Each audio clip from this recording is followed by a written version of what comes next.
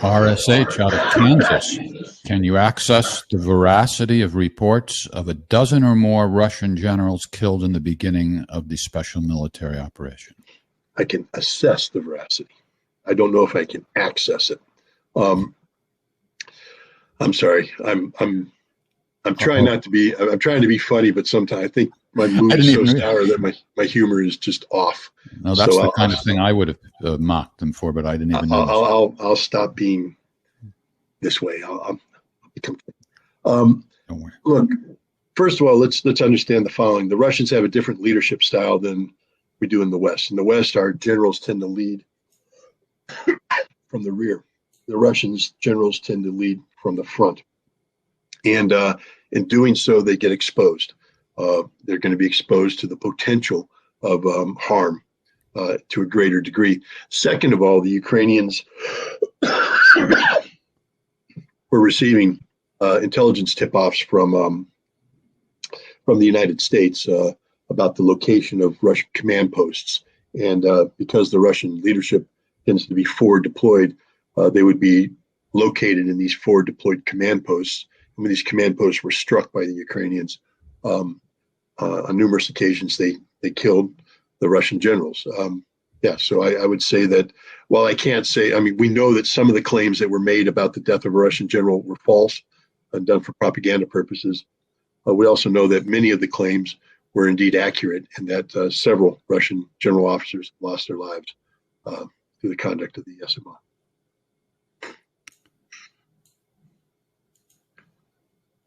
Oh, that's the one we just did. Armchair analyst somewhere in an elephant-friendly ivory tower.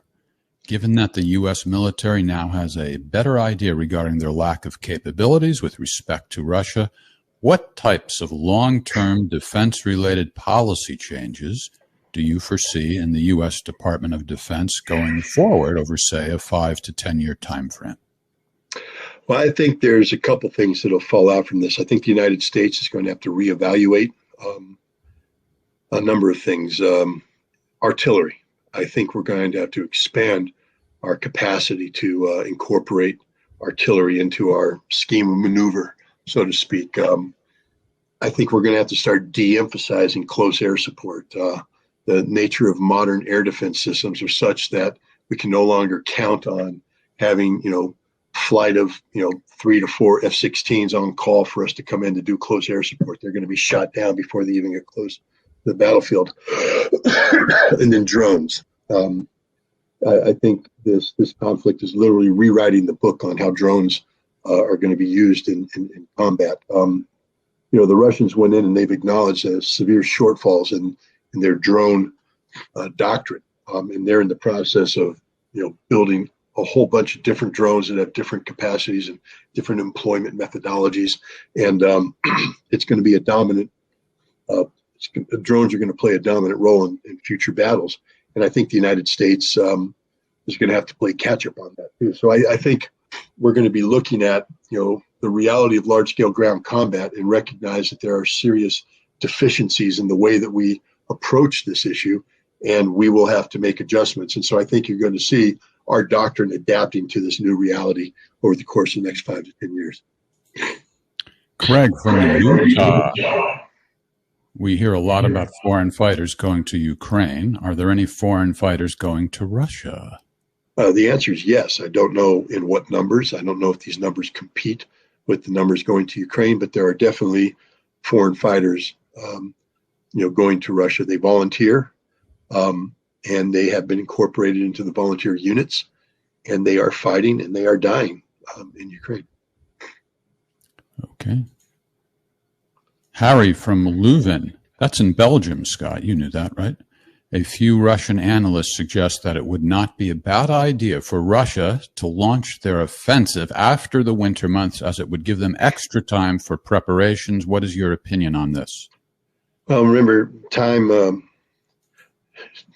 is a two-way street. Yeah, you're getting extra time, and so is the enemy.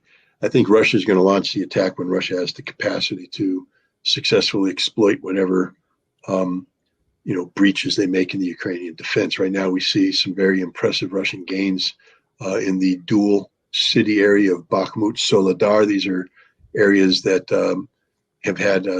have giant salt mines. I think the Soledar one has been out of action for a long time, but it's been converted into a veritable underground city.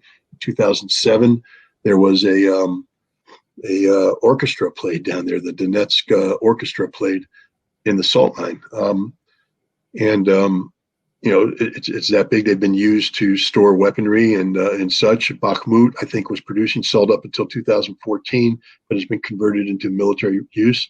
And then above ground, you have, again, the most in-depth structured defense network the world's ever seen. And the Russians are in the process of defeating this. And when they do that, they'll be like cutting the Gordian knot for the Ukrainian defenses, that's the time for exploitation, not to cut it and then go, oh, okay, let's wait and let the Ukrainians regroup. The moment you cut the Gordian knot is the moment of maximum disarray and chaos and lack of cohesion on the part of the Ukrainians. And that's when you want your forces to come in and exploit this in an aggressive manner to push the enemy back, to destroy them, to take as much territory as possible. And in my opinion, this is going to happen sooner rather than later. I put it sometime after February 1st. And the reason why I say February 1st is because that's when a major Russian exercise with the Belarusian military ends. And I believe that, Russia isn't going to launch its offensive unless it has all of its capabilities on the table. And even though I don't believe something major is going to come out of the north, the potential for something to come out of the north is very important because it freezes Ukrainian resources in play. It holds the Polish military at check in terms of coming into Western Ukraine. So I think they need to get that northern act together. And when they do, by that time, they should have received the remaining mobilized troops and be ready to do offensive operations. But you don't want to wait too long because the enemy gets to regroup as well. Getting various perspectives from across the pond. I heard you talking about the Vatican as a mediator in the current conflict in Ukraine, having come out on the side of Ukraine and not on the best of terms with the Russian Orthodox Church. What are the possibilities of the Vatican successfully mediating? Yeah, I mean, the Vatican has made an offer to host negotiations without preconditions, and so I was invited to participate in a forum where this was brought up, and I'm very skeptical of it. I don't think the Vatican has the credibility necessary to carry this off. I think the idea of preconditions is ludicrous, because without preconditions means it's a level playing field. Russia's not going to create a level playing field.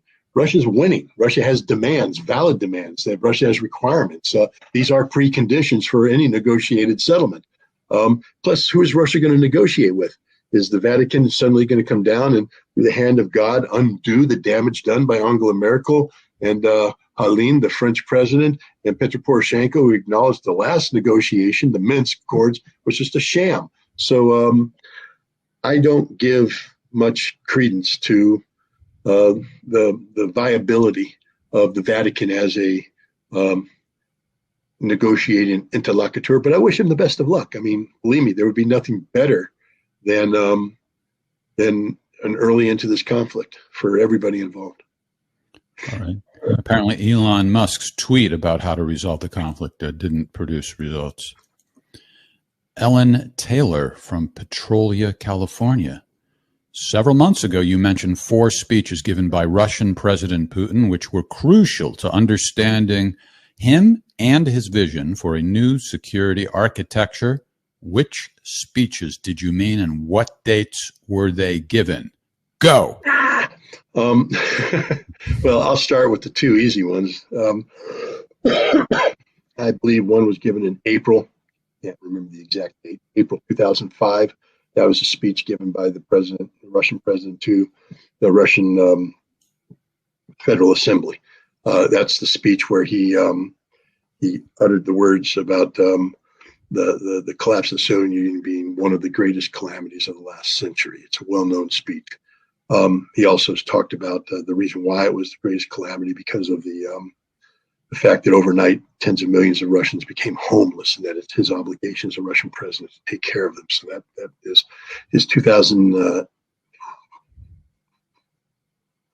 speech, I think, before the Munich Security Conference, where he basically divorced himself from Western policies. He called the West out for the hypocrisy of their positions in Iraq and elsewhere, the expansion of NATO.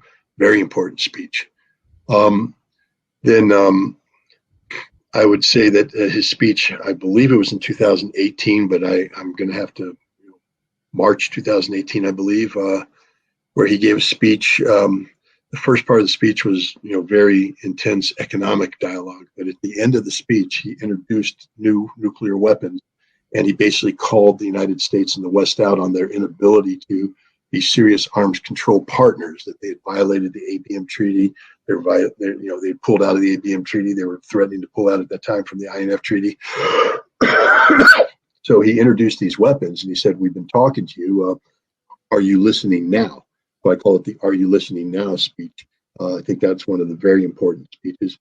And then I think the speech that he gave on February 22nd, it was before the invasion, I think 2-3 days before, either February 21st, February 22nd, where he outlined the historical context of the invasion. I think it's imperative for people to read that, not because you have to agree with his interpretation of history, but you need to understand that there is a logic to, the position he has taken. And that speech, basically defines the notion that Russia and Ukraine have a shared culture, shared history, shared, experience, and that, Ukraine, from the standpoint of Russia, is a brother nation. So I think those 4 speeches will do the job. Okay. Kevin Michelizzi, our information warfare specialist, doing a great job backstage today. Kevin, you have some good questions for Scott that we can take from the live audience. By the way, we stream live on Facebook, YouTube, Rumble, Twitter, and Twitch. But while we're streaming, we can see only the comments on Facebook and YouTube. Not sure what that was about, but I'm sure it meant something to Kevin. Okay, Cypress fan. Jesus, who's Oh, no, that wasn't Kevin. I'm sorry. That was the timer running out. I apologize. That was my fault. Wow, I got beat for no reason. I thought Kevin did or something. I'll be all right. I'm out of my mind. Cypress fan. I was wondering if Scott knows anything about downing of stealth aircraft in Serbia in 1999. I mean, they shot down an F-117 Nighthawk, which was a stealth aircraft. So that's what I know. I think the pilot ejected and survived. Okay. By the way, Kevin, you can say hi anytime you want. Kevin, as I said, specializes in information warfare. So Scott's article, I would think, resonated with you. And we're looking, we got to look at what happened with this Russian semaphore cancellation as, maybe a loss in the battle, but we got to get fired up and do something about it. Not necessarily to take to exact revenge on them, but to make sure going forward. Can I say something here? Yeah, but let me just finish. I want to clarify. I didn't mean to do anything to harass them. What I mean is to make sure that we book some events and things go well in the future. Yeah. Let me just say this is upset as I am with Vlada. And Vlada, if you're watching or listening, or anybody watching who knows Vlada, I am upset. I think you did the wrong thing. But having said that, I love the Russian Samovar restaurant. And as an institution, I want it to thrive. I want it to succeed. I want it to survive. I understand why she's doing it. She feels it's the best thing for her business. I think you're wrong, Vlad. I think you find when you yield to tyranny of this nature that in the end, it doesn't come out good for you or for the people who are promoting. But it's your business decision. You make it. I may not be going to the Russian Samovar for some time now because I am upset, but someday I will return. I love the restaurant. As I said, I knew the owner, the original owner. We were friends. My family and I would go into that restaurant. He would invite us in, give us a table. He treated us very well. He was just an all-around great guy. And it's a great restaurant. And I think it's a New York institution. And I want it to last forever. And Vlada, I wish you the best of success. I hope everything comes up roses for you. But I'm still a little angry with you about doing what you did. It was not the right decision. I think you made the wrong decision. We frame it as a war on censorship. If can I direct your attention to the upper right corner of your screen now? That's what it's about. This is a war on censorship, and we can't give in to the censors. We just won a big battle with Twitter, big battle. And you told me so too. Yes, indeed. But lost this one with the Russian Samovar. But we shall skirmish. We lost a skirmish. That's right. Joe Cool, 333. I have to congratulate Jeff on his successful campaign to get Scott back into the U.S. Intel data collection social media platform called Twitter. I was wrong, and you were finally right. Yes, the first time in a long time. Joe, I agree with you. I didn't think it was going to happen either. I'm still shell-shocked over Jeff's victory. And I confess, I started to have my doubts too, which is why I put the full court press on. We got You did. It was tremendous. Good job. We still don't. I don't know if you even know. Do you know that after the first thing I did last week, over the weekend, I tweeted out to the 5 Twitter Files reporters to ask them to make some noise about it. Jeff. And I'm saying we still don't. We really don't know specifically what did it, right? We don't. I know, but you let me know that you were doing that, Jeff. You were quite proud of everything, as you have a right to do. But I just feel like, you should at least wait till I get my face out of the mud before you put your boot on my head and grind it in there saying, I told you so, I told you so. I mean, it's a good victory, Jeff. Enjoy the moment. Enjoy the bottle of wine. You earned it. All right. See you in Texas. Texans aren't going to give in to these protesters. They're tough in Texas. We'll find out. I mean, look, nothing disparaging about any organizer out there, but guys, understand this. You're going to come under attack. It's going to be hard. And if you're not up to the task, don't even enter the game. Don't waste my time. Don't waste Jeff's time. Don't waste anybody's time. If you don't have what it takes to see the mission through, don't start the mission.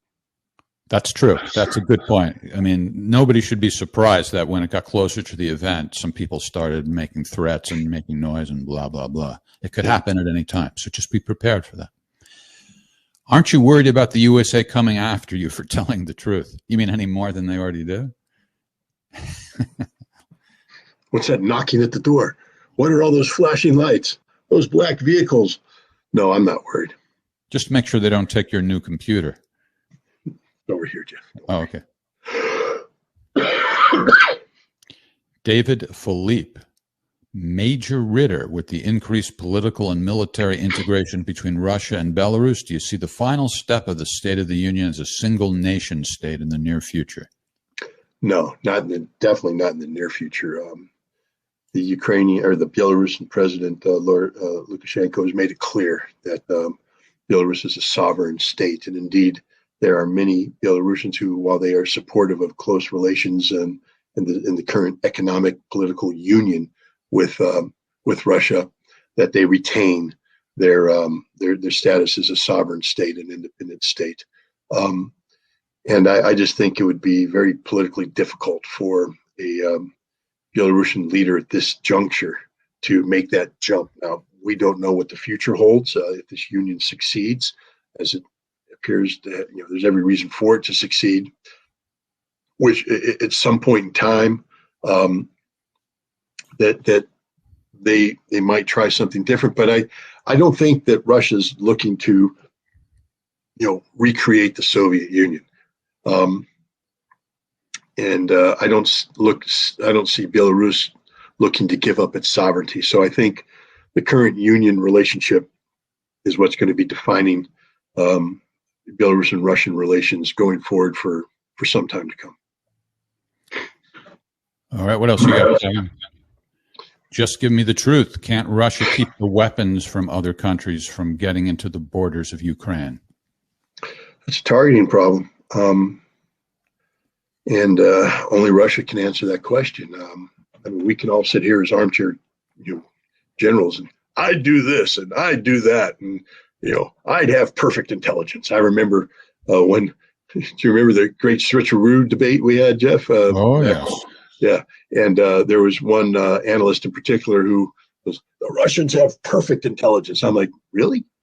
Perfect? I mean, I was an American intelligence officer, and we're pretty damn good.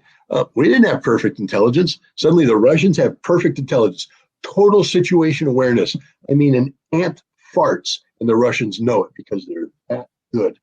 No, they're not that good. They're good, but they're not that good.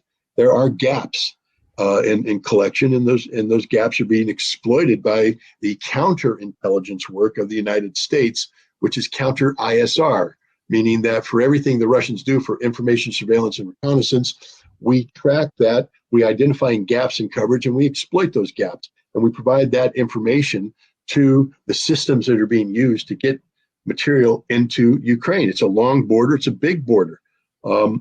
There's no such thing as perfect intelligence, and the Russians don't have 24/7 totality of information control over everything that crosses the border.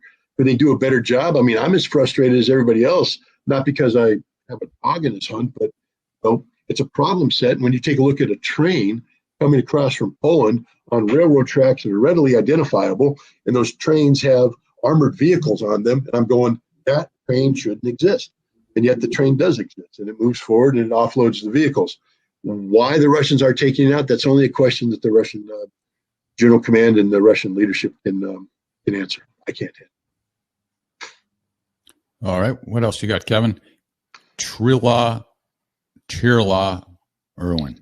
Have you a link for the question and answer after the 2007 Munich speech? I've searched high and low. Thanks. First of all, what speech is this person referring to? That's the Munich speech. That was number 2 in the 4 that we talked about earlier. This is the speech that Putin gave to the Munich Security Conference in 2007.